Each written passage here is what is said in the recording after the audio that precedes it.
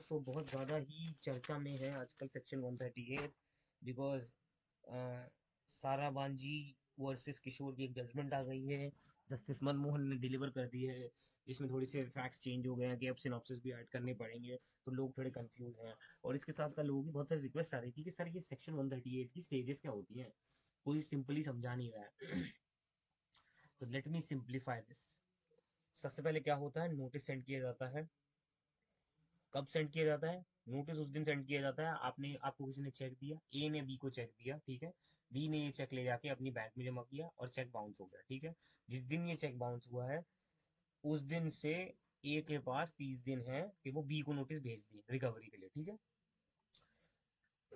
Check notice भेजा। अब B ये कह रहा है कि भाई मैंने तो तेरे से पैसे लिए ही नहीं, ना मैंने तेरे को चेक दिया, मेरा तो कोई लेना देना ही नहीं तेरे से, किस बात का पैसे चाहिए तेरे को। तो इसकी जो रिसिप्ट हुई है ना बी को, तो उसके पास 15 दिन है इसके रिप्लाई के लिए। अगर बी यहाँ पर पैसा दे देता है चेक का, तो केस यहीं खत्म, ठीक है। अगर बी पैसे देने से मना कर देता तो अब क्या होता? तो तब यहाँ पर क्या होगा, यहाँ पर 15 दिन काउंट किए जाएंगे उसके कब से। तो उसके बाद तो जैसे ही ये मना करता है कि नहीं नहीं मैं नहीं दूंगा पैसे, तो नोटिस देने के बाद 15 दिन गिने जाएंगे। उस 15 दिन के अंदर अंदर आपके पास नोटिस दिया, उसने मना किया, तो आपके पास फिर 30 दिन है, मतलब 15 दिन खत्म होंगे वैसे ही। तो उसके पास 15 दिन है इसका रिप्लाई करने के लिए। अगर वो 15 दिन में रिप्लाई नहीं करता तो फिर आपके पास 30 दिन है टू फाइल अ केस।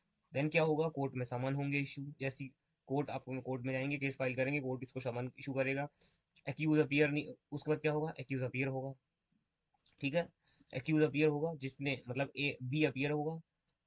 फिर क्या होगा, फिर यहाँ पे नोटिस फ्रेम होगा। नोटिस फ्रेम होगा तो इसमें क्या पूछा जाएगा, 3 से 4 सवाल पूछे जाएंगे। आपने चेक दिया था कि नहीं दिया था, आपके सिग्नेचर है या नहीं, आपने क्यों चेक दिया था। ये किससे पूछे जाएंगे, ये किससे पूछे जाएंगे, बी से पूछे जाएंगे।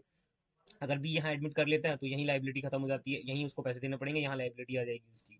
और अगर वो मना कर देता है तो वो ट्रायल स्टार्ट होता है। यहाँ ट्रायल स्टार्ट कैसे होगा, यहाँ पर 145 टू की एप्लीकेशन आएगी, या फिर वो ओरली भी मेंशन कर सकता है कि वो क्रॉस एग्जामिनेशन करना चाहता है कंप्लेनेंट का, ठीक है। कौन बोलेगा, बी बोलेगा ए के लिए। फिर यहाँ पर स्टेटमेंट ऑफ एक्यूज होगा। स्टेटमेंट ऑफ एक्यूज कौन है यहाँ पे, बी। तो बी की स्टेटमेंट रिकॉर्ड की जाएगी। He will ask that whether he want to lead the evidence, evidence lead करना चाहता है या नहीं। किससे पूछा जाएगा, बी से पूछा जाएगा। अगर वो हाँ बोलता है then he will file an evidence affidavit, ठीक है।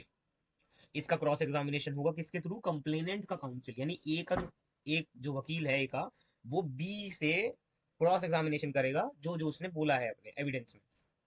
जब दोनों के एविडेंस खत्म हो जाएंगे तो आर्ग्यूमेंट्स होंगी केस पे, और फिर कोर्ट जजमेंट देगा।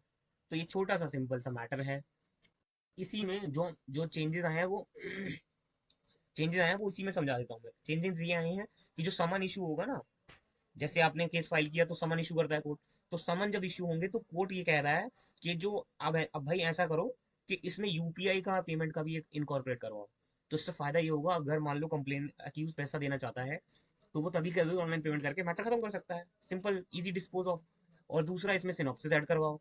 तीसरा, इसमें जो इनको आप समन करते हो और कॉपी भेजते हो दस्ती और इन सब चीजों से, तो एक काम करो, इनको ईमेल भी करो कोर्ट के थ्रू, कोर्ट व्हाट्सएप करो, जो इलेक्ट्रॉनिक फॉर्म में चीजें भेजी जा सकती हैं, ताकि सिंप्लीफाई करें, क्योंकि ओवरबर्डन हो चुके हैं सिविल मैट ये जो 138 के मैटर्स हैं इनसे courts all over India. So this is it, thank you so much, will meet the next one. If किसी को डाउट हो तो please let me know. Thank you.